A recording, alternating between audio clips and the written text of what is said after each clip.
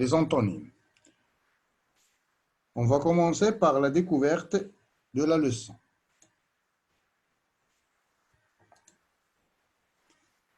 Lisons ensemble ce texte. Cherchons. La plus jeune des filles, qui s'appelait Perle, se promenait le long du rivage, trempant le bout de ses petits pieds dans l'eau. Elle avait remarqué un coquillage particulièrement joli. Elle les collectionnait et leur avait consacré plusieurs pièces au palais. Elle avait avec elle un tout petit serviteur chargé de le transporter et elle titubait sous le poids de la dernière collecte de perles. Il s'arrêta soudain en poussant un cri. Alors on va voir les adjectifs qualificatifs qui se trouvent dans ce texte. Première question, relevez les adjectifs de ce texte. Alors on va voir qu'il y a l'adjectif jeune. Ensuite, il y a l'adjectif petit. Ensuite, il y a joli. Alors la question, puisque la leçon c'est les antonymes, c'est de trouver des contraires pour ces adjectifs. Ça veut dire des mots antonymes.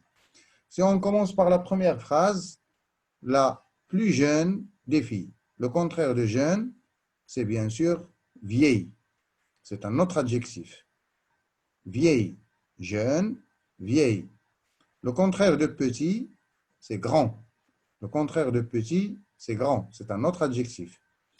Le contraire de joli, c'est bien sûr moche, comme on a dans l'explication ici. Alors, jeune, vieille, petit, grand, joli, moche. Deuxième question. Pour chaque adjectif, donner un adjectif de sens contraire, c'est ce qu'on a fait, bien sûr. Maintenant, cherchez d'autres couples d'adjectifs, de verbes ou de noms de sens contraire. Vous pouvez les chercher chez vous et on va développer ça à la deuxième séance. On va passer à la règle. Je retiens.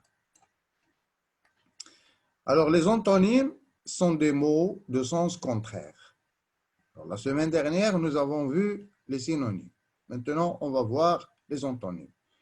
Les antonymes sont, comme on a dit, des mots de sens contraire. Par exemple, un défaut, une qualité. Petit, grand. Entrer, sortir. On peut former des antonymes aussi en ajoutant un préfixe. Par exemple, heureux, malheureux. Patient, impatient. Monter, démonter. Les antonymes ont la même nature.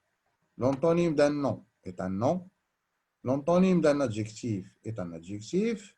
L'antonyme d'un verbe est un verbe. L'antonyme d'un adverbe est un adverbe, etc. Alors, c'est comme les synonymes. On peut aussi exprimer le contraire en utilisant la forme négative, mais le sens peut être légèrement différent. Ce tableau est laid, ce tableau n'est pas laid, ça veut dire ce tableau est beau. Alors, le contraire de laid, c'est beau, bien sûr. On peut utiliser la négation, mais c'est mieux d'utiliser un autre mot de sens contraire, ça veut dire son antonyme. Alors, ça sera tout pour cette séance.